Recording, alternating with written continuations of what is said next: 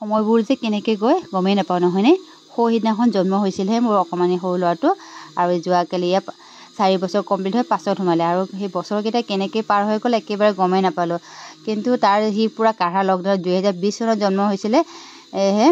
আৰু আপোনালোকৰ মাজত অকণমান ভিডিঅ' শ্বেয়াৰ কৰিছোঁ মোৰ মনৰ কথাবোৰ ক'বলৈ। আৰু পোনপ্ৰথমে তাৰ জন্মদিন উপলক্ষে মই নিজৰ ঘৰৰ থাপনাখনতে চাকি বন্তি অকণমান লগাই ল'লোঁ, সি যাতে ভালে থাকে সুস্থ হৈ থাকে। আৰু সি জন্ম হোৱাতে বহুখিনি কষ্ট পাইছিলে, আৰু আপোনালোকৰ মাজত অকণমান শ্বেয়াৰ কৰিম বুলি ভাবিলোঁ। যিসকলৰ 2020 চনত আৰু 2021 চনত ল'ৰা ছোৱালী জন্ম হৈছিলে তেওঁলোকেতো গম পাইছে চাগে কিমান যে কষ্ট হৈছিলে। তেতিয়া পূৰা কাঢ়া লকডাউন হৈছিলে, ক'ভিডৰ প্ৰব্লেম আছিলে, তো বহুত প্ৰব্লেম হৈছিলে। সেইখিনি সময়ত পূৰা দোকানৰ পৰা আপুনি একো নাপায়, সুবিধা নাপায়, আৰু লগতে দোকানবিলাক নাছিলে, আৰু কোনো ফেমিলি তেনেকৈ যাব নোৱাৰে, ক'ভিডৰ প্ৰব্লেম।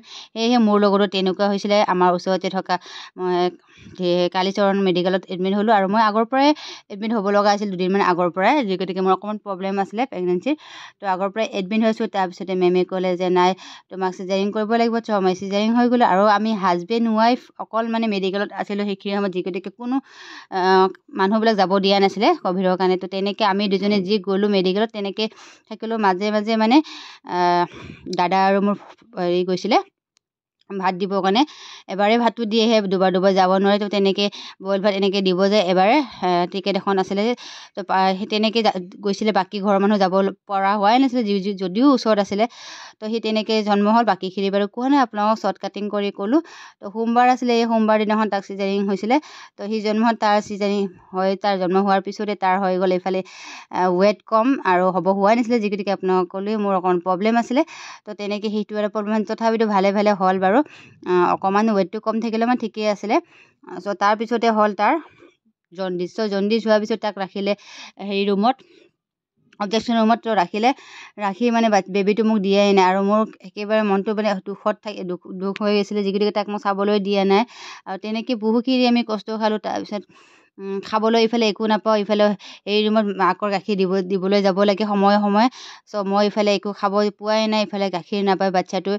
তো তেনেকৈ গৰম পানী আৰু মেৰিগ'ল্ড বিস্কুট, অকল ওচৰৰ কেণ্টিনখনত মেৰিগ'ল্ড বিস্কুট পাইছিলোঁ। তো তেনেকৈ মেৰিগ'ল্ড বিস্কুট আৰু তেনেকৈ খুৱাই কেনে আছিলোঁ। আৰু ঘৰৰ মানুহটো ক'লোৱে ন আপোনালোকক, যাব নোৱাৰে, একদম কাঢ়া লকডাউন আছিলে। আৰু তাক কেন্দুলা লগাই থয়। ইমান দুখ লাগিছিল নহয়, সি কেন্দুলা চাগে 4-5 দিন তেনেকৈ লগাই ৰাখিছিলে, আৰু বেবীটোক মোক ওচৰত দিয়া নাই। আৰু আমি হাজবেণ্ড ৱাইফ এনেকুৱা ভয় খালোঁ, আৰু ইমান মেডিকেলত দিন ৰাত কান্দিব লগাই হৈছিলে, সেনেকুৱা পৰিস্থিতি হৈছিলে। আৰু ভগৱানৰ নাম যিমান যি ভগৱান আছে সকলো ভগৱানকে প্ৰাৰ্থনা কৰিছিলোঁ। দেউতাকৰ ইফালে ভাত পেটত নাযায়, আৰু মইতো ক'বই নালাগে। আৰু তথাপিতো নাখালেও নহ'ব, ইফালে খাবলৈ একোৱে নাই বুলিয়ে ক'ব পাৰি। সেইখিনি সময়ত লকডাউন, গতিকে লকডাউন আছিলে। এবাৰে ভাত দিব আহে, তাকো ঠাণ্ডা হৈ যায়। আৰু ইফালেতো একো দোকান নাই, কেণ্টিনখনতো একো নাপায়, খালি মাৰ ভাত কেইটামানে পায়, আৰু তাকো ঠাণ্ডা এবাৰেই দিয়ে। তো তেনেকৈ পৰিস্থিতি হৈছিলে আমাৰ।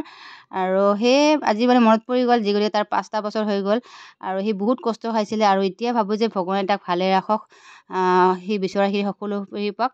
সেয়েহে ঘৰৰ থাপনাখনত চাকি বন্তি দি কিনে আমাৰ ওচৰৰে কালী মন্দিৰটোত আহিলোঁ। আৰু মই কিবা এটা ভাল হ'লে মই কালী মন্দিৰত আহোঁ। আৰু মোৰ দেউতাকে কালী মাক খুব মানিছিলে।